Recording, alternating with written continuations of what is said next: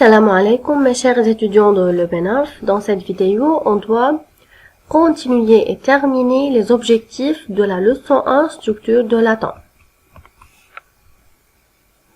Les objectifs de cette vidéo sont: on doit définir la masse atomique et la masse molaire, on doit définir la mole et le nombre d'Avogadro, on doit calculer le nombre de moles en utilisant la formule N égale M sur M, et enfin, on doit reconnaître les symboles chimiques sans Z et A pour les 20 premiers éléments du tableau périodique.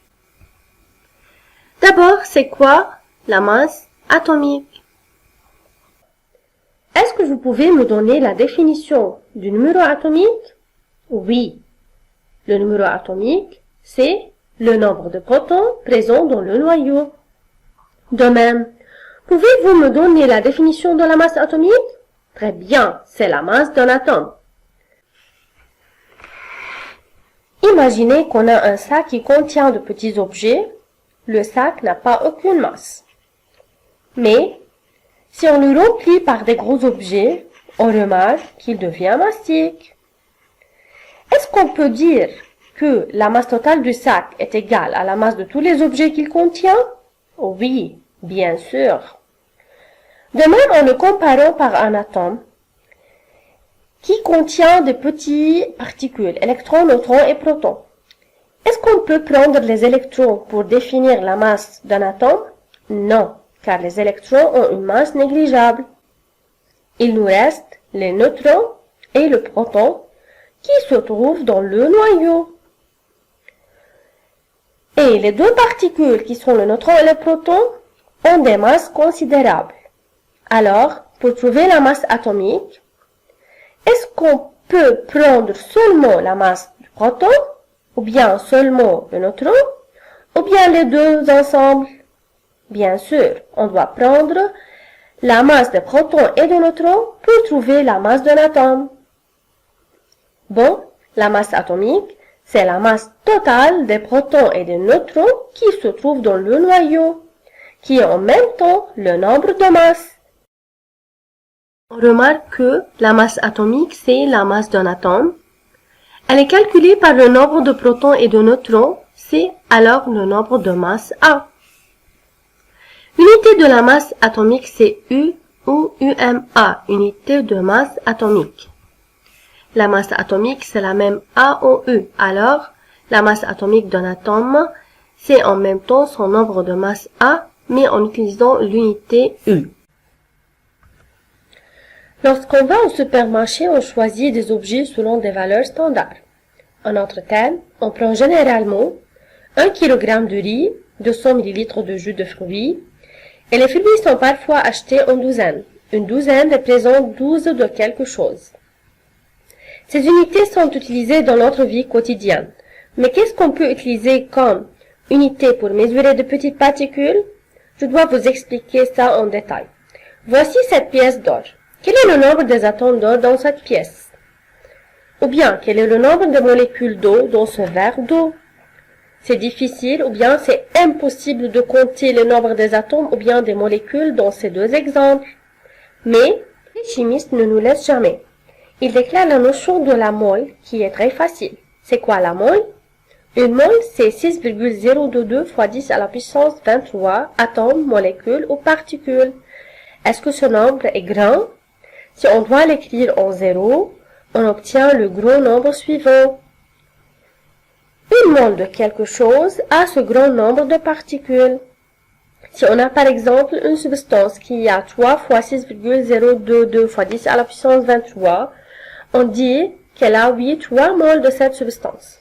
De même, si on a une substance ayant 8 fois ce nombre-là, alors on a 8 moles de cette substance. Bon, c'est maintenant cette pièce d'or. Combien des atomes d'or y a-t-il? Est-ce qu'on peut les compter?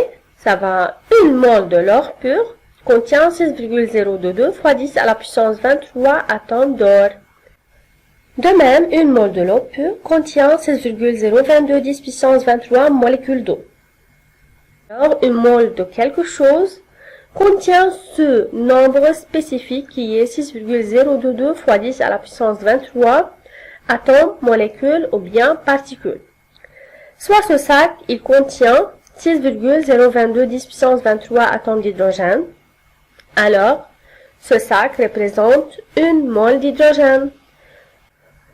Et aussi, une mole de sulfate de cuivre contient 6,022 10 puissance 23 molécules de sulfate de cuivre. Alors, est-ce qu'une mole qui a ce nombre-là, 6,022 10 puissance 23, a une définition scientifique ou bien un nom spécifique? D'après cette vidéo, on remarque que la mole, elle est égale au nombre d'Avogadro, qui est 6,022 fois 10 à la puissance 23. Ce nombre est représenté par le symbole Na. N représente le nombre et grand A représente Avogadro. Mais faites attention, c'est pas un petit lettre A, car N petit lettre A, c'est le symbole d'un élément de sodium. Alors, on doit représenter le nombre d'Avogadro par Na, N majuscule et A aussi majuscule, mais en bas. Elle est équivalente au nombre des atomes présents dans 12 grammes de carbone 12. Une mole, c'est-à-dire un Na. Lorsqu'on dit une mole d'atome X, alors on a Na de cet atome, alors on a ce nombre-là de cet atome qui est 6,02 ou bien 0,22 fois 10 à la puissance 23.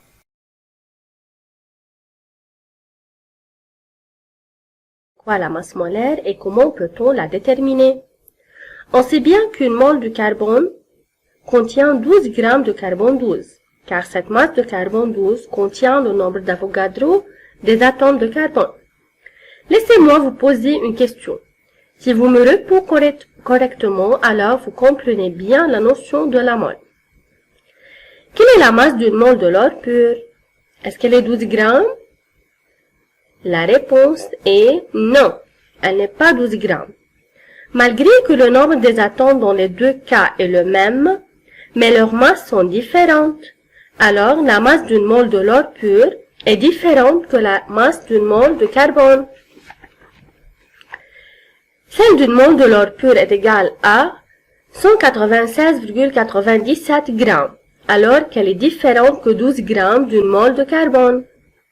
De même, une mole de l'eau pure contient un nombre d'Avogadro des molécules, mais sa masse n'est pas 12 grammes. Si on prend une mole de l'eau et on détermine sa masse, on trouve qu'elle est égale à 18,015 grammes d'eau. Par comparaison, si on prend par exemple une mole de l'or, une mole d'argent et une mole de cuivre, malgré qu'ils ont le même nombre des atomes, qui est 6,022 fois 10 à la puissance 23 atomes, ce nombre-là représente le nombre d'Avogadro, mais ils ont des masses différentes, parce que les atomes qui les constituent ont de différentes masses. La masse molaire, c'est la masse d'une mole d'une substance. Alors, c'est la masse du nombre d'Avogadro d'une substance déterminée. Cette masse molaire varie selon la nature de la substance. Elle est mesurée en grammes par mole, car on a dit la masse molaire. Alors, c'est la masse d'une mole, alors c'est la quantité en grammes dans une mole de cette substance. Représentée par la lettre majuscule M. Pour la différencier de petit m qui est la masse en grammes, grand M c'est la masse molaire qui est mesurée en grammes par mole. M égale A en grammes par mole. Alors la masse molaire d'un élément, elle est égale à son nombre de masses, mais son unité se diffère, elle est grammes par mole. Maintenant vous avez comme application, vous voudrez indiquer la masse molaire de F, l'élément fluor, représenté par F19,9. Prenez vos temps, mes chers étudiants. Bon, très bien. M égale A en grammes par mole. Alors, la masse molaire de l'élément fluor, elle est égale à A, 19 grammes par mole. Comment calculer le nombre de moles N? On a N représente le nombre de moles. Petit m, c'est la masse en grammes. Grand M, c'est la masse molaire en grammes par mole.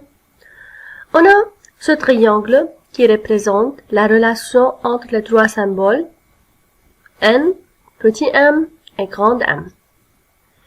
N égale petit m sur grand M. Avec n, c'est le nombre de moles. Petit m, c'est la masse de l'échantillon en grammes. Et grand M, c'est la masse molaire en grammes par mol. Voici ce triangle-là qui représente la relation entre ces trois symboles. Cette ligne horizontale représente le terme ou bien le verbe divisé par, et cette ligne verticale représente se multiplier par. D'abord, si on doit, mes chers étudiants, trouver n, le nombre de moles, on cache la lettre n. Il nous reste m divisé par grand M. Alors, on trouve la relation n égale petit m divisé par grand M. Mais si la question de trouver petit m, on a comme données n et grand M. On doit trouver m, la masse en grammes. On cache dans ce triangle la position de petit m. Il nous reste quoi dans la relation?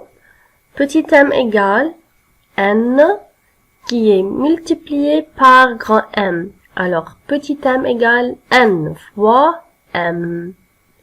Maintenant, on a comme application calculer le nombre de moles qui se trouve dans une pièce de 2,7 g d'aluminium. On a comme donnée grand M, qui est la masse molaire d'aluminium, elle est égale à 27 g par mol. Prenez vos temps, mes chers étudiants, pour trouver le nombre de moles qui se trouve dans une masse de 2,7 g d'aluminium qui a comme masse molaire 27 g par mol. Très bien. On doit utiliser quoi? La relation petit n égale petit m sur grand M égale à 2,7 divisé par 27, alors égale 0,1 mol. Donc, comme conclusion, dans 2,7 g d'aluminium, il y a 0,1 mol des atomes d'aluminium. Mes chers étudiants, on doit garder à l'esprit les termes suivants ayant la même valeur. Le nombre de masses de symbole A, on peut le calculer par la relation Z plus N. Il n'a pas aucune unité. La masse atomique, qui n'a pas un symbole, elle est aussi égale à A, mais son unité c'est U ou UMA, unité de masse atomique. La masse molaire, qui est symbolisée par une lettre M majuscule, elle est en même temps A égale Z plus N, donc la valeur de M, la masse molaire, c'est la même la valeur de A qui est le nombre de masse, mais son unité est différente, elle est grammes par mol. On doit diviser maintenant les symboles chimiques de 20 premiers éléments.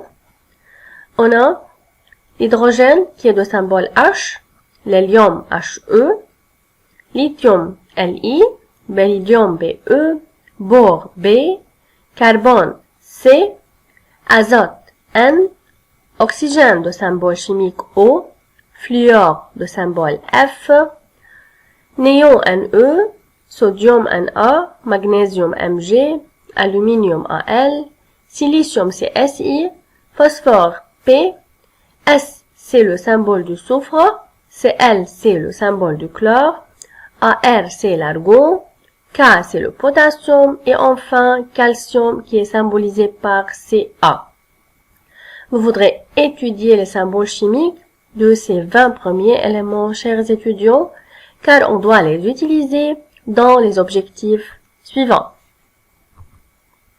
Vous avez comme affectation de voir la fiche supplémentaire 4. Bon travail, mes chers étudiants.